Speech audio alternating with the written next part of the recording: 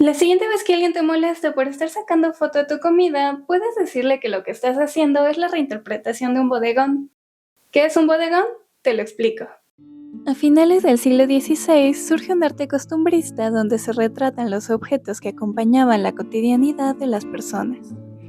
En este podemos ver retratados objetos inanimados tales como jarrones, floreros, utensilios de cocina, llegando hasta los ingredientes principales para preparar un platillo como carnes, pescados, mantequilla, entre otros. Estos cuadros nos permiten observar los hábitos, costumbres y hasta los lujos de las familias de la época en un entorno doméstico. Si bien podemos verlo como un arte inocente e inocuo, hasta un tanto plano, este se fue desarrollando y creando nuevas maneras de expresar mensajes detrás de objetos tan comunes. A su vez sirvió a los artistas a manera de estudio y experimentación, para obras posteriores que requirieran de una mayor complejidad. Me estoy refiriendo a los bodegones nacidos en España y que más tarde serían conocidos también como naturaleza muerta. Este nombre se vuelve más interesante si lo comparamos con sus equivalentes en otros idiomas, como puede ser el holandés, Stillleven, el alemán Stillleben, y finalmente en inglés. Still Life. Este término nos refiere a una cercanía entre la vida y la muerte, donde aquello que observamos sigue vivo, pero se nos hace conscientes de la inminencia de la muerte. Podríamos decir que se plasma ese último hálito de vida, que se inmortaliza antes de que la muerte siga su camino. Poco a poco este arte se fue envolviendo en una filosofía de la época que se plasma en la locución latina Memento Mori, que traduciríamos como recuerda que morirás, esto a manera de aviso sobre la fugacidad de la vida. A partir de todas estas ideas se desarrollaría un subgénero del bodegón conocido como vanitas, que quiere decir vanidad, y que hace alegoría, como su propio nombre lo dice, a la vanidad o a lo superfluo de las cosas humanas. Y todo esto se podía reflejar en un sutil ramo de flores o en un cesto de frutas. Pero si volvemos aún más atrás en el tiempo, nos daremos cuenta de que para la humanidad nunca ha sido algo extraño retratar este tipo de objetos, pues finalmente en todas las sociedades el alimento ha sido equivalente a la permanencia de la misma, por ende siempre han estado cargadas de un gran valor.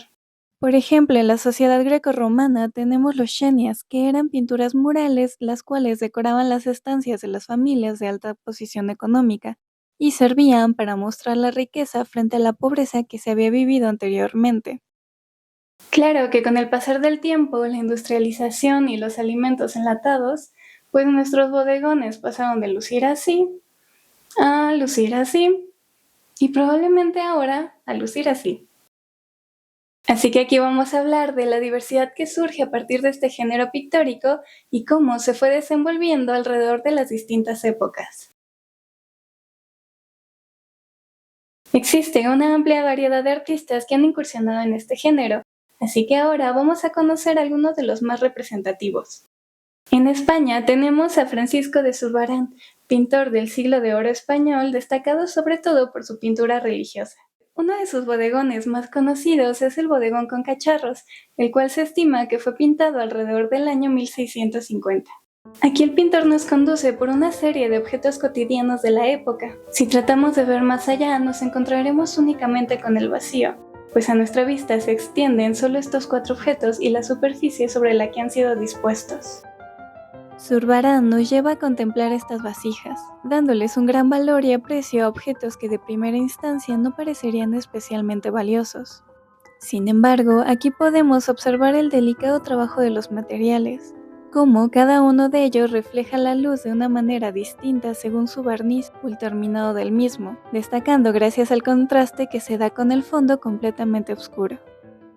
En Italia nos encontraremos con el Caravaggio y su cesto con frutas elaborado en 1596. Si bien a simple vista no parecería más que eso, un poco de fruta en un cesto, es cuando nos vamos fijando en los pequeños detalles que este cuadro toma otro sentido. Porque probablemente si tuvieras esta canasta frente a ti, no querrías comerte ninguno de esos frutos, ya que lejos de encontrarse en su mejor estado, podemos observar cómo muchos de estos frutos han sido afectados por distintos gusanos y han comenzado a podrirse. Tanto los frutos como las hojas de estos mismos tienen marcas de haber sido consumidos por distintos insectos. Las hojas muestran colores apagados, casi marchitas, como si estuvieran enfermas, mientras los higos están tan maduros que se han abierto, y vemos en los racimos de uvas como algunas ya están tan secas que casi se han vuelto pasas, y en otras podemos ver cómo ha comenzado a formarse el moho. Y el Caravaggio no se tomó ninguno de estos detalles con ligereza, pues cada mancha y picadura son un retrato exacto de lo que hacen estos insectos en cada uno de los frutos. Y para terminar de darle más realismo al cuadro, el autor usa un recurso denominado como trampantojo. Trampa, ojo. Busca hacernos sentir que el cesto de frutas está saliendo del cuadro. Podemos ver cómo esta cesta se encuentra ligeramente fuera de la superficie donde se le ha colocado, dándonos así una mayor sensación de volumen reforzada por las hojas que parecieran tomar dimensión y salir también del cuadro. Y también podemos ver cómo Caravaggio usó este bodegón a manera de estudio para recrearlo dentro de otras obras, ya con un personaje de fondo. Ahora, como ejemplo de vanitas, tenemos en Bélgica a Utrecht con este cuadro titulado Naturaleza muerta y cráneo. Bastante original el título. Como el nombre lo dice, podemos observar del lado izquierdo un conjunto de flores en el que notamos como si la luz emergiera del centro de ellas, de aquellas que aún están frescas mostrando sus vibrantes colores tales como el blanco y amarillo. Conforme nos vamos alejando, esta luz se va apagando, al igual que la vida de las mismas flores pasando por colores carmesís hasta llegar a las hojas de color más opaco, casi negro. A un costado tenemos este cráneo que es el símbolo característico de las vanitas o memento mori, en el cual una pequeña corona de hojas marchitas se ha posado sobre él como haciendo remembranza a una época anterior de esplendor. Del mismo modo podemos ver a este cráneo rodeado de elementos como joyas, relojes, monedas y una delgada pipa. Cada uno de estos como ejemplo de la idea sobre los vanos placeres y su intrascendencia después de la muerte. Si bien el bodegón tuvo su auge durante esta época, pues se trataba de un arte asequible para las familias de clases sociales altas o para los coleccionistas, así como un modo para mostrar la opulencia de dicha familia, este arte comenzó a ser desplazado y a pasar a un segundo plano, siendo considerado un arte menor. Puesto que por esta época cobró mayor relevancia el estudio del cuerpo humano, y los pintores podían permitirse acceder a modelos al desnudo para retratar en sus obras de carácter religioso, mitológico o histórico.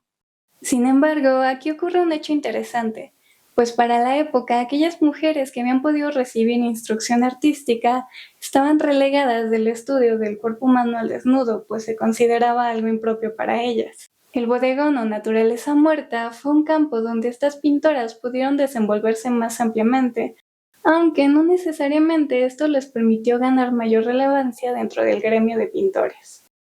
Ahora vamos a hablar de grandes pintoras de bodegones y cómo supieron hacer de un arte tan cotidiano una herramienta para mostrar la magnífica maestría que tenían al pincel.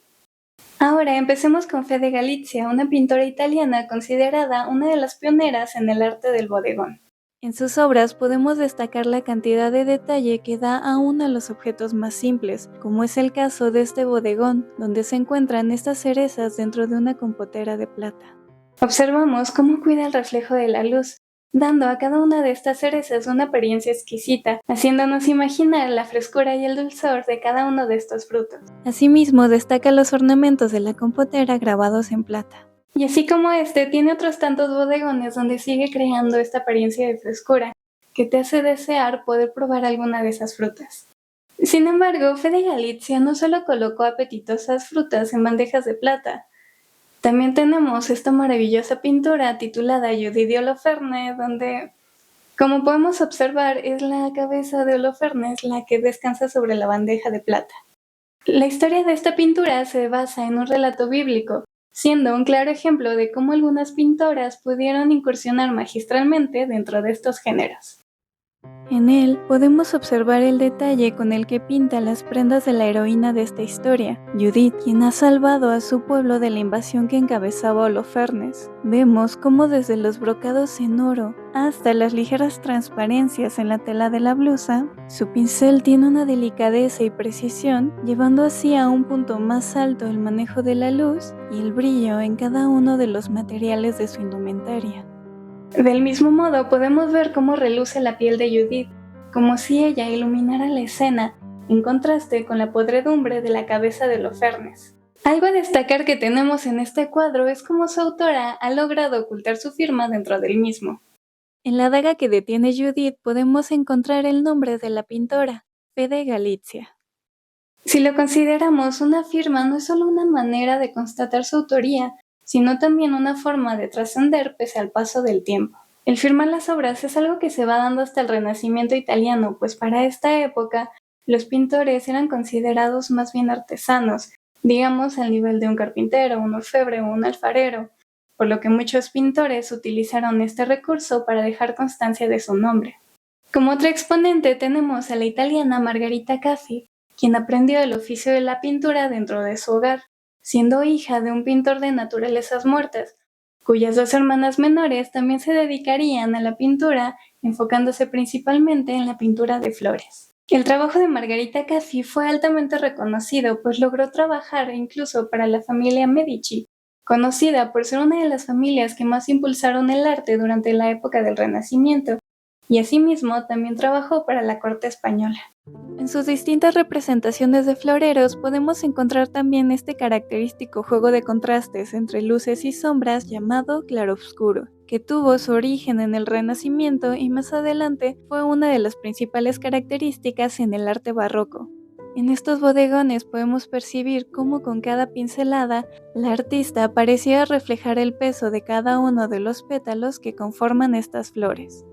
Y llegamos con una pintora que gracias a los detalles ocultos en sus obras, al día de hoy se nos revela como la autora innegable de dichas obras. Nacida en Amberes, Bélgica, Clara Peters fue una pintora flamenca de finales de los 1500. En realidad existe muy poca información sobre ella, o algún documento que nos revele su identidad, pues mucho de lo que sabemos de esta autora es únicamente por lo que ella nos dejó plasmado en el lienzo. Dentro de lo que sabemos de ella es muy probable que viniera de una familia de pintores y que por ello pudiera aprender este arte. Podemos notar que sus composiciones son más complejas, pues hay demasiados objetos y detalles que llaman nuestra atención, haciendo que nuestra vista pase de un lugar a otro. Por ejemplo, en este caso, las flores nos atraen por sus colores brillantes, y vemos cómo se entrelazan llevándonos cada una de ellas hacia diferentes direcciones, y siendo esta parte del cuadro la más cercana a nuestra fuente de luz, por ende aquella más brillante. Después nos encontramos con algunos bocadillos repartidos de manera irregular, al igual que utensilios de cocina que parecieran haber sido dejadas sobre la mesa sin mucha planeación. Pero quizá nuestra vista no se haya detenido ante los puntos más importantes, pues como sabemos, en este arte se destaca la excelencia del detalle, y aquí contamos con dos elementos que nos guardan un importante secreto. Una copa de plata dorada y una jarra de peltre, donde si nos acercamos nos encontraremos con unos detalles tan sutiles como magníficos, pues más allá de las decoraciones y texturas, es el reflejo de esta superficie las que nos devuelven una imagen que a simple vista podría pasar desapercibida. Aquí encontramos pequeños y múltiples autorretratos de la pintora. Si bien la idea de retratar nuestra propia imagen no es ni era algo nuevo para la época, la manera en que la autora lo hace se siente como si se tratara de un secreto entre ella y su obra, esperando a ser descubierta por la mirada perspicaz de quien la observa. Y gracias a esto ahora sabemos que fue una pintora la que se encuentra detrás de estas grandes obras. La mayoría de las obras que hemos visto hasta ahora rondan los siglos XVI y XVII. Sin embargo, al pasar de las épocas, el bodegón siguió desarrollándose, ya sea teniendo una mayor o menor relevancia. Sin duda alguna, uno de los pintores más reconocidos por hacer naturalezas muertas es Van Gogh, pues aunque no lo sepamos, esos girasoles y lirios que vemos en todas partes se trata de este tipo de pintura. Igualmente podemos encontrar otros ejemplos como Paul Cézanne con su naturaleza muerta con cráneo o su cesto de manzanas. Pero si bien hemos visto muchos bodegones donde lo que se destaca es la opulencia o la frescura de los alimentos, quiero hablar de un pintor español mucho más cercano a nuestra época. Me refiero a Baldomero Romero Reséndiz, nacido en 1922 en Sevilla, y su obra es muy amplia y en gran medida tiene mucha crítica social. Sin embargo, en este momento me voy a centrar únicamente en sus bodegones, los cuales tampoco están exentos de esta carga de crítica social. Pues nos encontramos con estos retratos que parecieran la fotografía de un momento cualquiera dentro de una cocina bastante más humilde. Aquí lo que él quiere es crear un choque a partir de estas imágenes que nos resultan grotescas. Nos alejamos de esta estética tan pulcra y nos encontramos con estos ingredientes dispuestos para preparar alguna comida sencilla. Pasamos de mostrar grandes cortes de carne, pichones u otros alimentos de un mayor costo a ver una gallina que ni siquiera ha sido desplumada, o un pedazo de pan a medio comer junto a un vaso ya vacío.